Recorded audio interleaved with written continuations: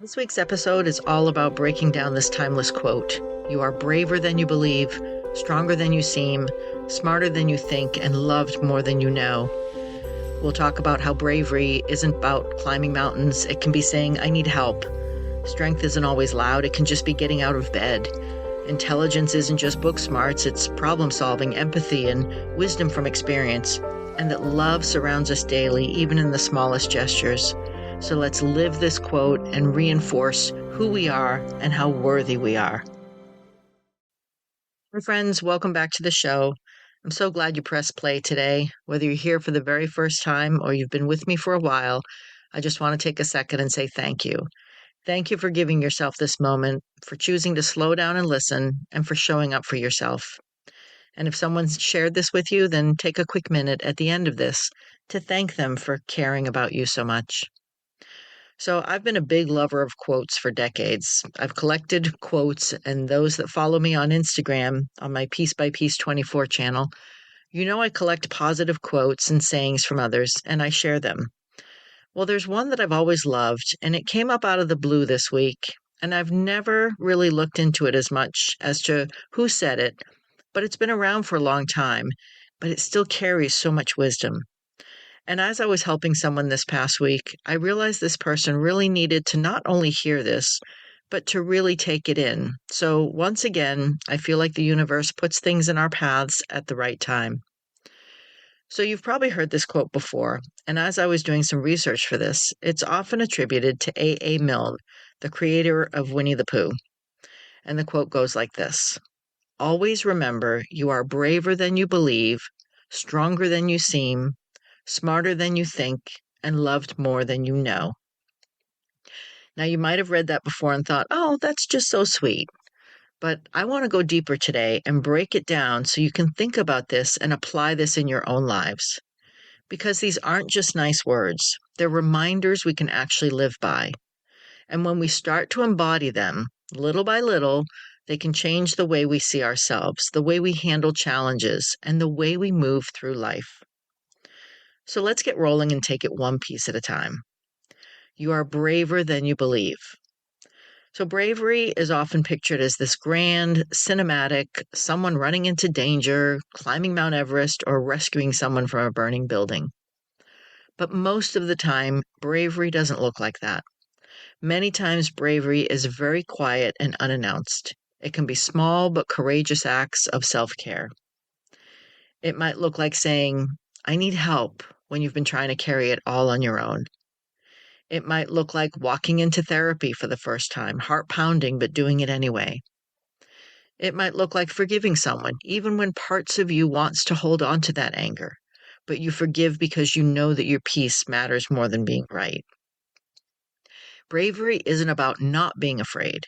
It's about carrying fear with you and still moving forward in life.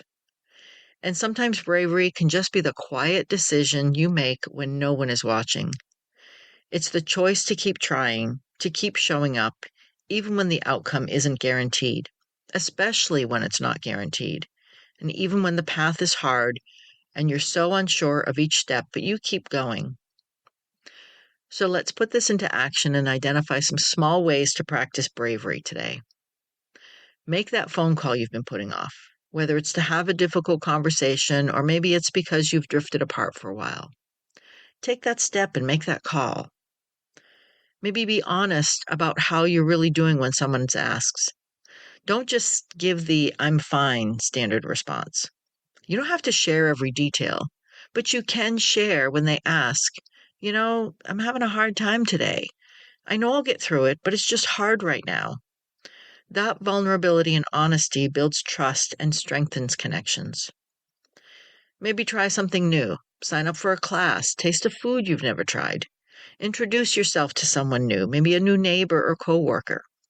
Get out of your comfort zone, because outside of that zone is where bravery can bring you to growth.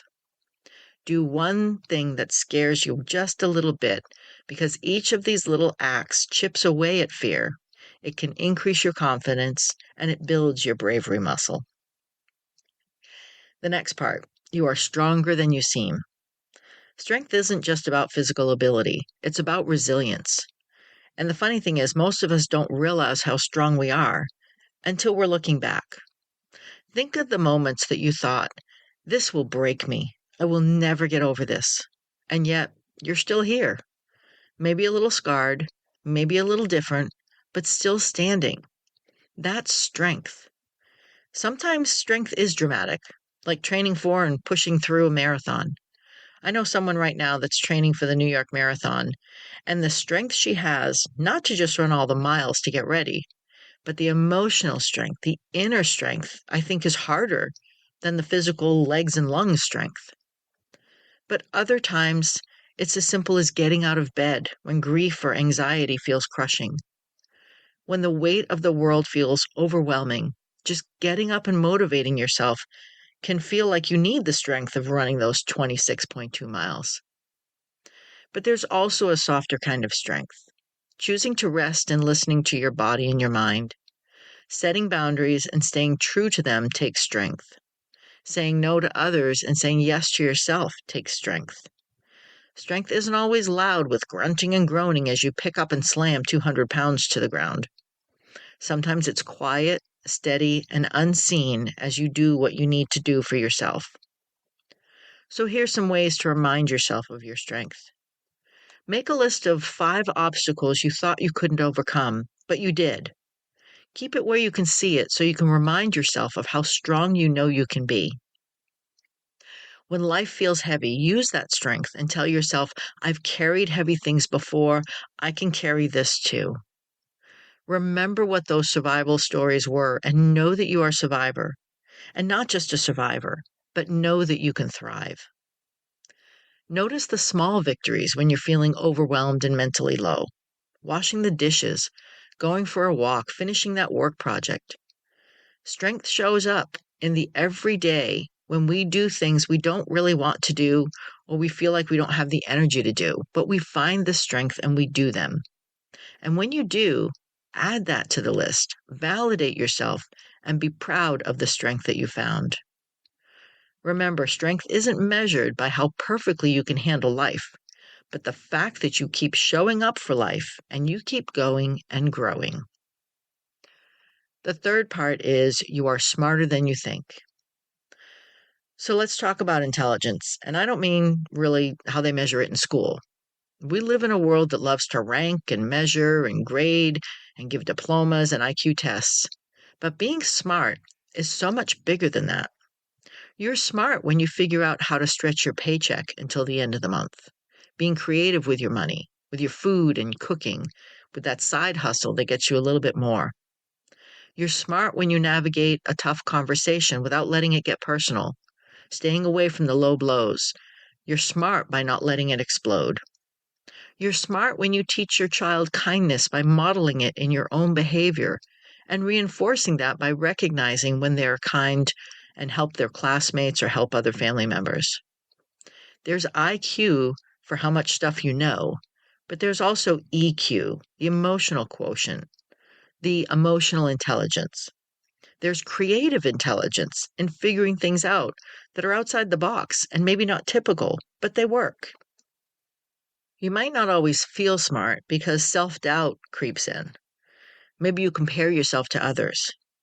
But think about the fact that every time you solve a problem, every time you adapt, every time you find a way forward, you're proving your intelligence. So how do you find ways to build confidence in your wisdom? Redefine what smart looks like for you. Get away from just book smart or school smart. Maybe you're a deep listener, a natural teacher, or a problem solver. Claim that and be proud of that. Stay curious.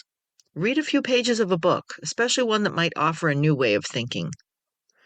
I love reading, and I've always got 2 books going. One that I call my fluffy book. It's usually a quick read like suspense or mystery. And then I have something educational. It could be a memoir learning about someone else's life. It could be ways to age more actively. It could be history, but it's something to learn. Maybe watch a documentary or ask someone about their story if you are not into reading. No matter how you feed the curiosity, that curiosity then feeds intelligence. And trust your instincts. Often your intuition is your brain making connections much faster than you can consciously process. That gut feeling is actually your brain putting all those subconscious things together and sending you a signal. You are smarter than you think, not because you know everything, but because you're constantly learning, adapting, and growing. And you're doing it just by listening today. So give yourself a pat on the back right now. And finally, you are loved more than you know. This is probably one of the most important parts of this. And this is the part that many of us forget the most. Life can feel lonely, especially in seasons of change, grief, or transition. But love shows up in ways we sometimes overlook. And there's so many versions of love that we don't appreciate. Love isn't just the girlfriend, boyfriend, husband, wife. It's the friend who remembers your coffee order, the coworker who sends you a quick "you did great" message after a meeting, the neighbor who waves every morning, the parent who still worries about whether you ate lunch and drops off your favorite snack, the family member who checks in on you and asks how they can help when you're down. Even strangers can offer love through kindness by holding a door for you, through compassion if they see you're having a hard day, or a simple random smile. And then there's self-love, the way you talk to yourself, the care you give your body, the grace you extend when you don't meet your own expectations. In fact, what most of us don't realize is the love we most need is the love we learn to give ourselves. The love we give ourselves is the most important, the most constant, and needs to be the one that we always rely on. I know many of you are not there yet. You don't feel that self-love. But I can assure you, while it can be one of the hardest journeys to go through, it is worth every step, and you will never regret finding that love inside of you that has always been there. And once you tap into that, your life will change in the most amazing ways to more peace, solid and sustainable peace and love. So, how do you recognize love in your life? Keep a gratitude journal of people who show you they care and how they did it. Look for love and the ways that love has touched your life. I've talked before about how your brain is wired to always want to be right.